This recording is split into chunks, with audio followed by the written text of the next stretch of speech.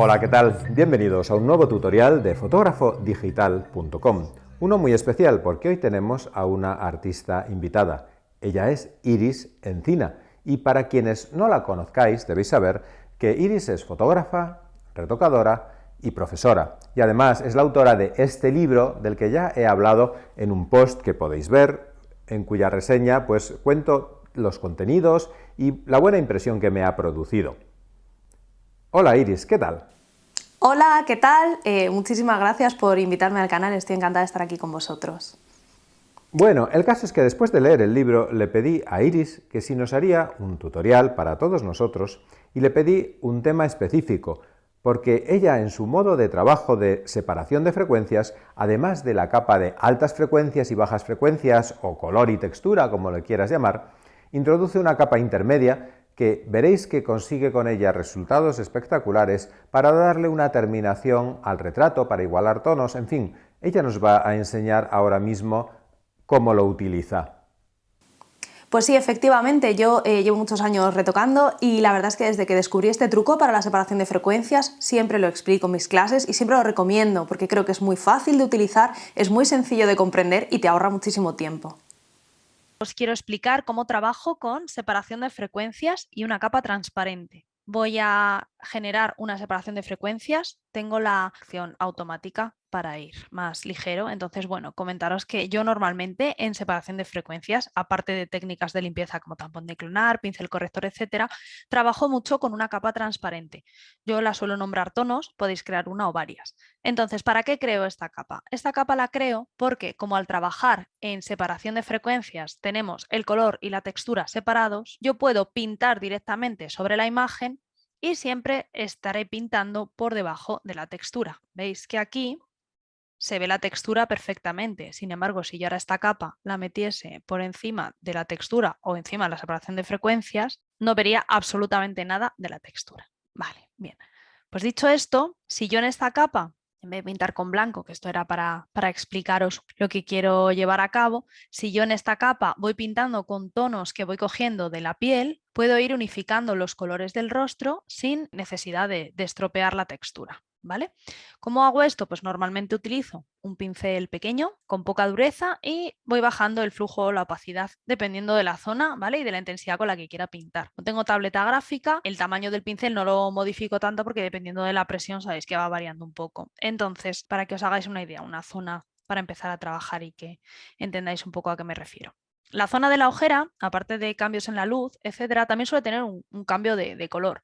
Por esta zona está un poco más amoratado y luego por esta zona más desaturado, más verdoso. Entonces lo que voy a hacer es coger con la tecla Alt el color de otra zona y voy a dar una pequeña pasada por la zona de la ojera. ¿Vale? Esto es lo que ocurre. Estoy homogeneizando el color como si volviese a maquillar, pero la textura se mantiene. ¿Vale?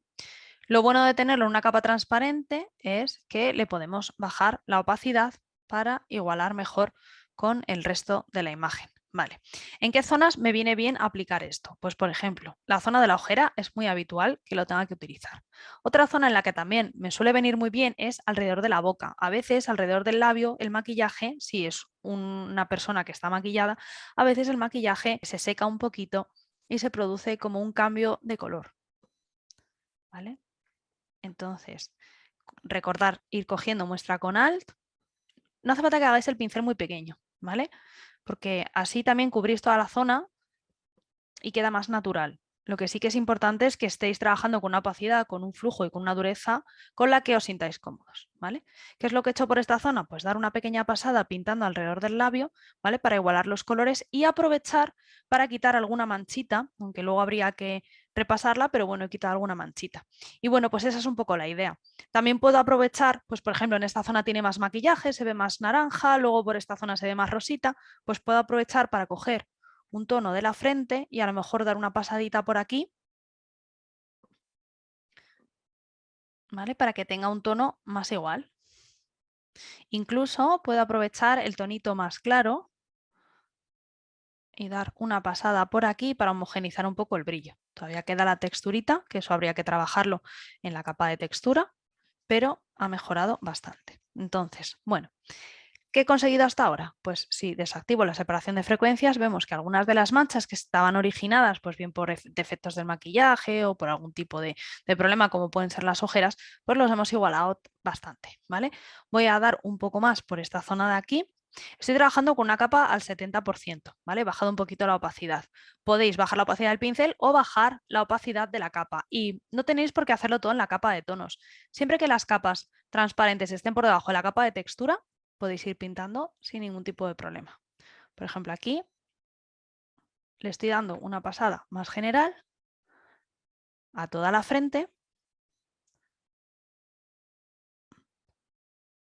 y lógicamente no lo voy a dejar así porque pierdo todo el volumen, pero luego puedo ir bajando un poquito hasta encontrar un punto en el que la frente sigue teniendo un poco de volumen, pero se ve más homogénea, ¿vale? Otra cosa que también podemos hacer aquí, por ejemplo, cuando tenemos diferencia de tono entre la cara y el cuello o entre la cara y el brazo, pues podemos aprovechar, crear una capa y a lo mejor pintar un poco el cuello con un tono similar al de la cara. Esto es muy cómodo, por ejemplo, cuando la persona a lo mejor ha tenido frío, que puede tener un cambio de tono en las extremidades, tipo en las manos, en los brazos, pues podemos aprovechar. ¿Por qué estoy pintando de esta manera? Porque quiero enseñaros otra forma también de trabajar con la pintura. He dado una pasada general, ¿vale? Para homogeneizar los tonos.